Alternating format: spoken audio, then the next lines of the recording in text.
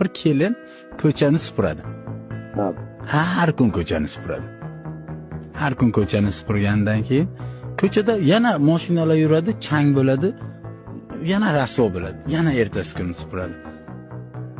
30 yil ko'chani supuradi, yo 20 yil ko'chani supuradi. 20 yil ko'chani supuradi. Shu ko'chani supurish davomida hech narsa olmadi. Hech narsa olmadi. Ko'cha yana rasvo ketdi. Qizivoyaga yetdi. Mahallaning boshida turadigan yaxshi boy amaki 25 yil, 30 yil pul to'pladi.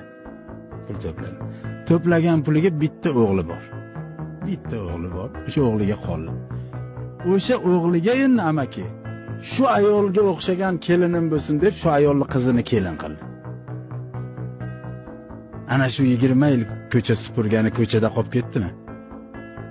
Ali amakini 25 yil dunyodan yig'ib kelgan boyligini yarmini egasi bo'lmadimi?